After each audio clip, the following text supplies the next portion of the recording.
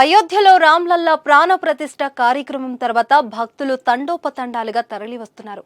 మంగళవారం నుంచి అశేష భక్తజనంతో అయోధ్య ఆలయం కిటకిటలాడుతుంది. ఎటు చూసినా రామ భక్తులే కనిపిస్తున్నారు. ఆ బాలరాముడిని దర్శనం చేసుకునేందుకు పోటీ పడుతున్నారు. అయోధ్య పురవీధులన్నీ రామనామస్మరణతో మారుమోగిపోతున్నాయి. ఎముకలు కొరికే చలిని ఏమాత్రం లెక్క చేయకుండా అర్ధరాత్రి నుంచి ఆలయం వద్ద పడిగాపులు కాస్తున్నారు. Gautam neuro care brain stroke, migraine, fits, brain and spine surgeries కి బెస్ట్ న్యూరో సర్జన్. మంగళవారం నుంచి దాదాపు 5 లక్షల మంది భక్తులు స్వామివారిని దర్శించుకున్నారు. అయోధ్య ఆలయం వద్ద నిన్నటి పరిస్థితియే నేడు కూడా కనిపిస్తుంది. ఇసుకేస్తే రాలనంత జనం ఆ బాలరాముడిని దర్శించుకునేందుకు అయోధ్యకు చేరుకున్నారు.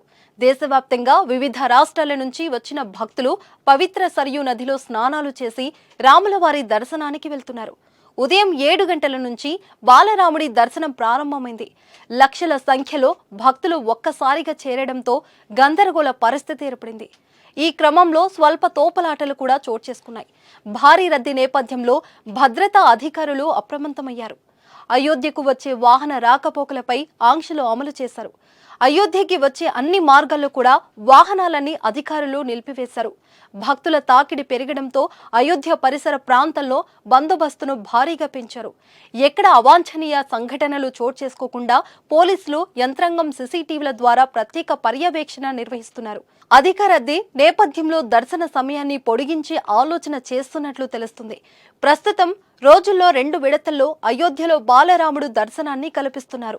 ఉదయం 7 గంటల నుంచి 11 గంటల 30 నిమిషాల వరకు తొలి దశ దర్శనం, ఆ తర్వాత మధ్యాహ్నం 2 గంటల నుంచి సాయంత్రం 6 గంటల 30 నిమిషాల వరకు బాలరాముడి దర్శించుకునేందుకు అవకాశం కల్పించారు.